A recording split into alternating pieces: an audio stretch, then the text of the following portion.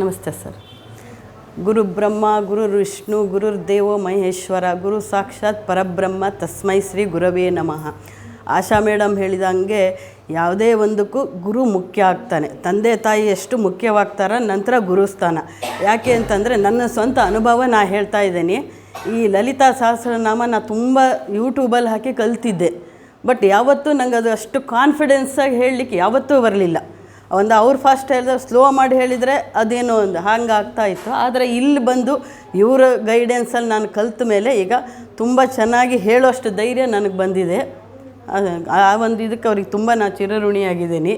ಮತ್ತು ಇವತ್ತಿನ ಇದರೊಳಗೆ ಒಂದು ಹೆಜ್ಜೆ ಇಡಲಿಕ್ಕೂ ಎಲ್ಲರೂ ದುಡ್ಡಿನ ಅಪೇಕ್ಷೆಯಿಂದನೇ ಮಾಡ್ತಾರೆ ಪ್ರತಿಯೊಬ್ಬರೂ. ಆದರೆ ಇವರು ಅದು ಯಾವುದೇ ಇಲ್ಲದೇ ಅವರ ಒಂದು ಕೆಲಸದ ಒತ್ತಡ ಇದ್ದರೆ ಏನೇ ಇದ್ರೂ ನಮಗಾಗಿ ವಾರದಲ್ಲಿ 2 ದಿನ ಅವರು ಅಲ್ಲಿಂದ ಇಲ್ಲಿ ಬಂದು ಮಾಡ್ತಾ ಇದ್ದಾರಲ್ಲ, ನಾವು ತುಂಬ ಇದಕ್ಕೆ ಅವರಿಗೆ ಆಭಾರಿಯಾಗಿದ್ದೇವೆ. ಇದರ ಜೊತೆಗೆ ಇವರ ಧರ್ಮಪತ್ನಿ ಹಾಗೂ ಮಗಳ ಸಹಕಾರವೂ ಇವ್ರಿಗೆ ತುಂಬ ಬೇಕಾಗಿದೆ. ಯಾಕೆ ಅಂತಂದರೆ ಅವರೇನಾದ್ರು ಇದು ಮಾಡಿದರೆ ಇವರು ಏನೂ ಮಾಡಲಿಕ್ಕೆ ಆಗ್ತಾ ಇರಲಿಲ್ಲ. ಹಾಗಾದರೆ ಅವರಿಗೂ ನನ್ನ ಧನ್ಯವಾದಗಳು.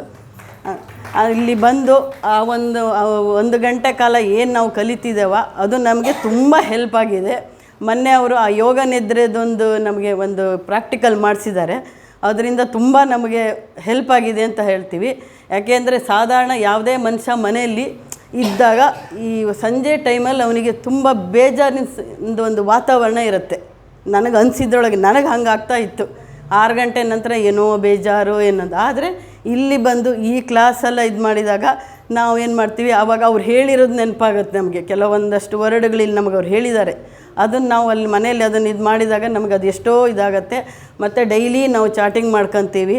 ವಿಷ್ಣು ಸಹಸ್ರನಾಮ ಆಗಲಿ ಲಲಿತಾ ಸಹಸ್ರನಾಮ, ಇದರಿಂದ ನಮಗೆ ಮನಸ್ಸಿಗೆ ತುಂಬ ನೆಮ್ಮದಿ ಅಂತ ಅನಿಸಿದೆ. ಹಾಗಾಗಿ ನನಗೆ ಇಲ್ಲಿ ಬಂದು ತುಂಬ ಹೆಲ್ಪ್ ಆಗಿದೆ ಅಂತ ಹೇಳ್ತಾ ಇದ್ದೀನಿ. ಇಷ್ಟೇನು ಮಾಡ್ತೀನಿ.